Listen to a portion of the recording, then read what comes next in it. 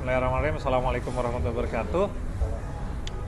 Besok nih kita sidang lanjutan nih pemeriksaan saksi. Nah, yang kita harap hadir ini pertama yang punya Grabashop, Mas Arman. Lalu kita mau minta konfirmasi bagaimana statusnya yang punya Rachel Shop. Yang punya Rachel Shop kalau hadir bisa menyampaikan kebenaran dan kejujuran sehingga bisa membantu kasus ini dengan baik. Tapi kalau hadir menyampaikan rekayasa dan kebohongan, ancaman hukumannya sudah kita fahami semua, 7 tahun dan 9 tahun. Kami dapat informasi dari JPU meninggal. Belum ada bukti surat kematiannya. Ya kalau benar ya kami turut berduka cita, tapi kalau tidak ya kami harap bisa menghargai panggilan dari pengadilan ini. Bismillahirrahmanirrahim. Assalamualaikum warahmatullahi wabarakatuh. Besok nih kita sidang lanjutan nih pemeriksaan saksi. Nah, yang kita harap hadir ini pertama yang punya Grabashop, Mas Arman.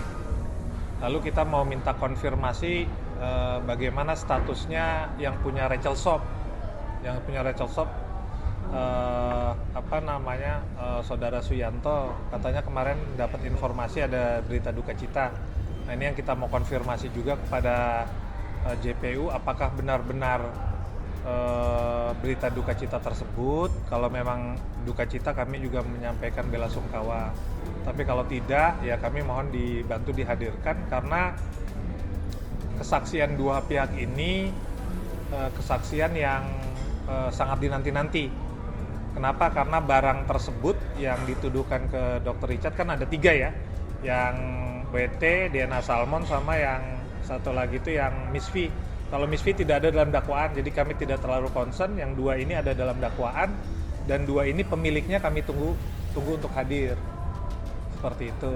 Nah, kami harap nanti kalau hadir bisa menyampaikan kebenaran dan kejujuran sehingga bisa membantu kasus ini dengan baik. Tapi kalau hadir menyampaikan rekayasa dan kebohongan, ancaman hukumannya sudah kita fahami semua, 7 tahun dan 9 tahun.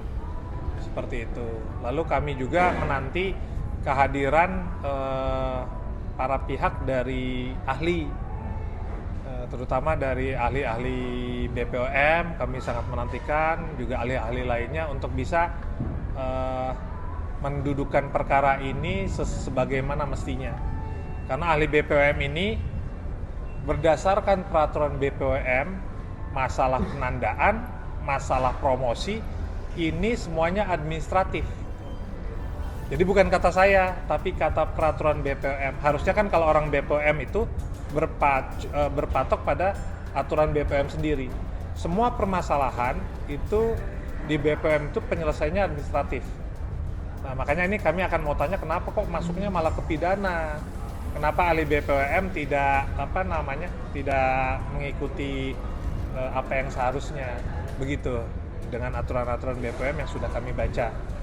Nah, ini yang kami nantikan penjelasannya. Mudah-mudahan dengan kehadiran para pihak ini memperjelas kasus dan duduk perkaranya Richard ini, seperti itu. Lalu juga Richard Lee itu sempat mencecar Doktif soal pertanyaan 200 miliar tuh bang, yang dugaannya itu diminta uang damai besar itu bang. Mungkin seperti apa bang? Wih, ngeri-ngeri sedap ini. 200 miliar, mau nggak tuh 200 miliar? Itu kalau kita beli cendol itu se-Jakarta cukup kali ya. Seminggu kali ya kita minum cendol itu.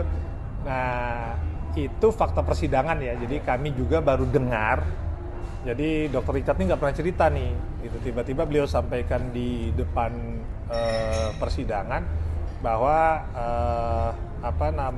Doktif bertemu dengan Ivan atau Ivan bertemu dengan Doktif, itu kan tergantung sudut pandang orang ya.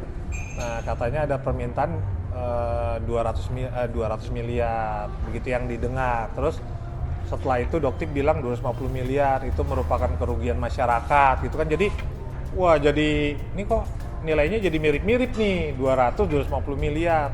Oh, yang ini nganggap kerugian masyarakat gitu. Nah, ini juga yang harus kita tanyakan, apa memang benar demikian. Kan kalau Dr. Richard menyampaikan di persidangan, berarti kan sudah dia sudah mendapat informasi yang A1 lah kan gitu, seperti itu kan dari para pihak tersebut. Nah, tinggal para pihak ini doktif apakah mau jujur gitu kan.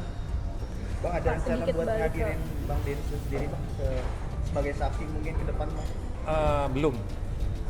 Nanti kami mungkin berkomunikasi.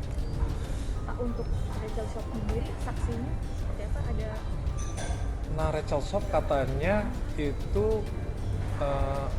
kami dapat informasi dari JP meninggal, gitu.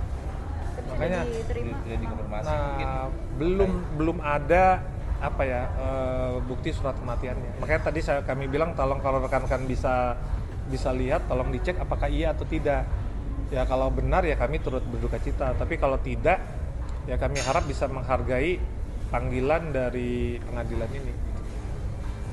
Akan menyiapkan saksi untuk pengganti.